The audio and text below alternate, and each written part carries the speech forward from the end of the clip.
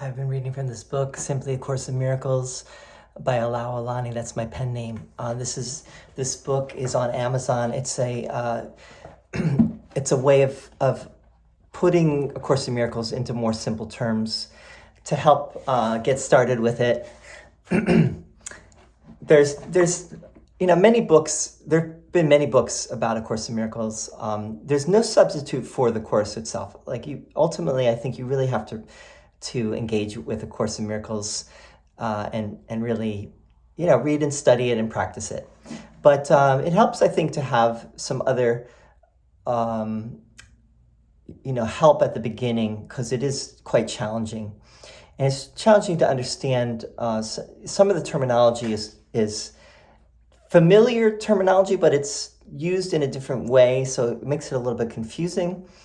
And the language can be off-putting and a little bit difficult to understand.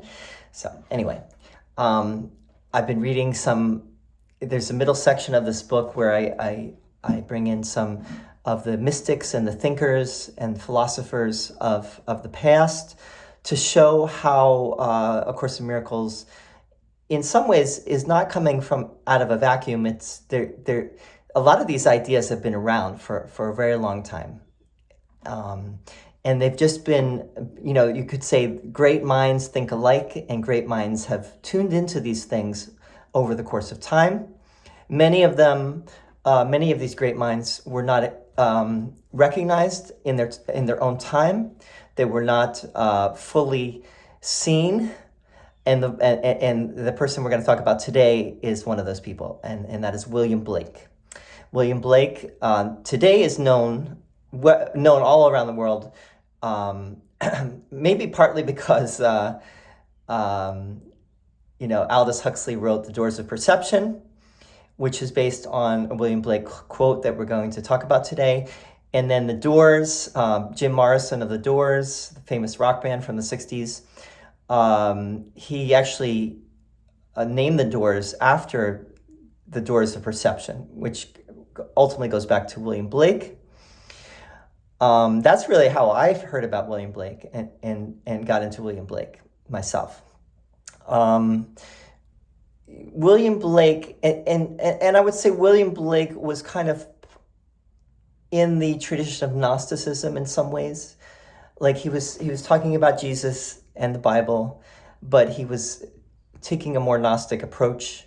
I just read that his approach was maybe more Marcionite. We'd have to go into Marcionism, but he was not a conventional Christian by any means, and he was considered to be mad and eccentric and crazy, just like Emily Dickinson. I just did a one on Emily Dickinson yesterday or the other day, and Emily Dickinson was also considered eccentric, and William Blake was not well understood in his time. He was not widely read or celebrated whatsoever, but later he did become that. So let's read some of his quotes. He lived in the latter half of the 18th into the early 19th century. He was in London. He worked in London. He was a painter. He was a typesetter. He was a poet.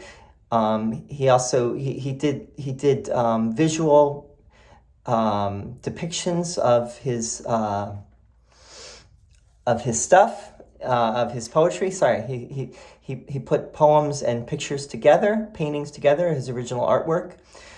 I was just thinking, I kind of spaced for a minute because I was thinking of U2. U2 also did an album.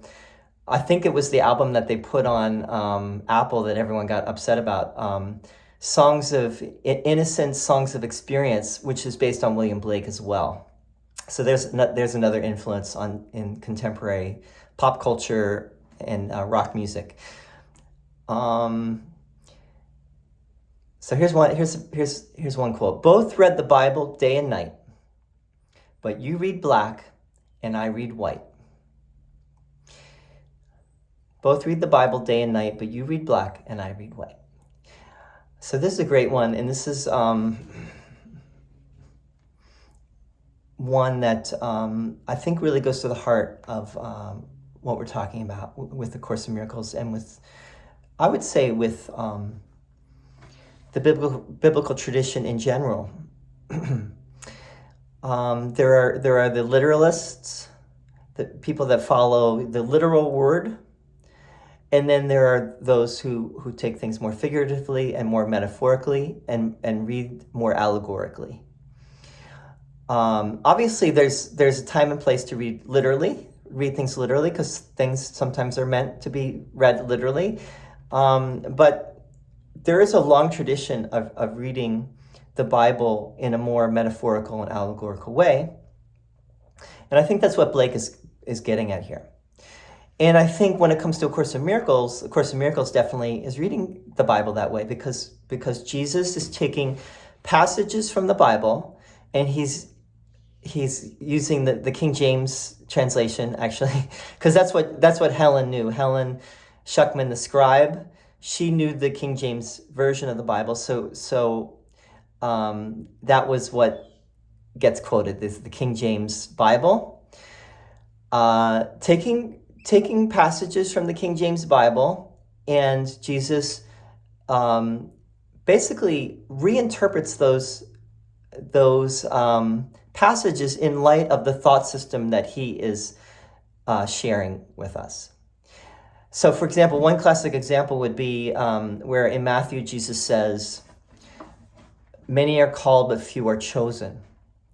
And then Jesus says in A Course in Miracles, well, that passage should be, "All are called, but few choose to listen." All are called. Not many are called, but everyone is called. But it's not like they're not chosen, or that there's the sheep and the goats, but rather it's a matter of who is choosing to listen. So it's not like there is the elect and then there is the non-elect, or the sheep and the goats, or the wheat and the chaff, but rather they're just those who choose to listen and those who choose not to listen at any given time. Everyone is going to listen eventually. I hope I'm making sense here. I'm not rambling too much, but part of the problem today with A Course in Miracles, and you see in the world of A Course in Miracles, is that people are arguing about how to read A Course in Miracles, and it's the same problem. It's the literalists versus the allegoricists. It's a big subject, but I think William Blake was hitting on that. This is a great little line here that it's a famous line. Here's another one. "I myself do nothing. The Holy Spirit accomplishes all through me." I myself do nothing. The Holy Spirit accomplishes all through me. This could be directly from A Course in Miracles. That's like classic A Course in Miracles, right? I step out of the way. I step back and let love lead the way. Let me step back and let love lead the way. If I were left to my own devices, I would keep screwing it up. But if I let love guide me and show me the way, then it will come out all right.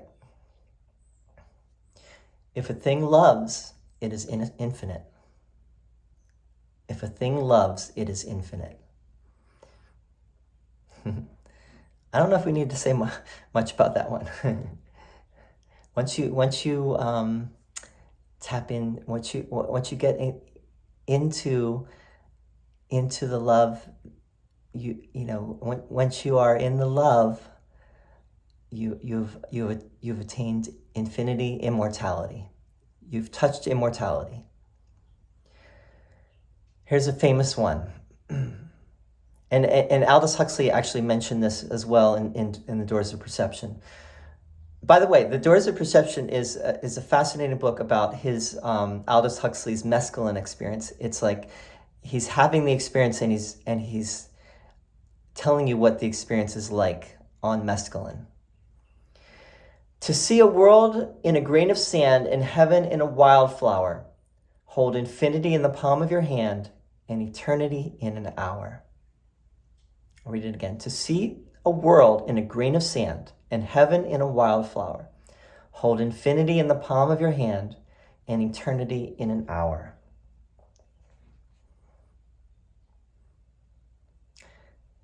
It's possible in this world. It's possible in this world to experience heaven in the here and now.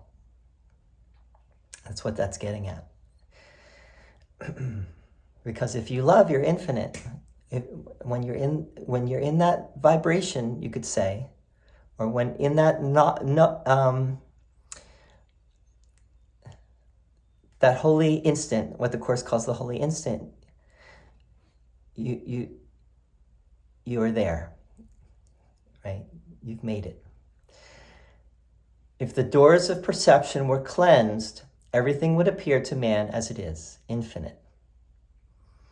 If the doors of perception were cleansed, everything would appear to man as it is, infinite. Again, this is Aldous Huxley called his book The Doors of Perception. Jim Morrison took that and he based the doors on that quote. And I think Jim Morrison said something like, there are things known and there are things unknown, and in between are the doors. Right? So he saw the doors as a portal. A portal to the dimension of knowledge, right? Gnosis. And this is getting at the idea, what Jesus talks about in the Course, which is that in duality, we're in the world of perception. We're in the world of the senses. The senses can only witness to the world of separation. The senses cannot tell us about true knowledge. The senses can only constantly witness to a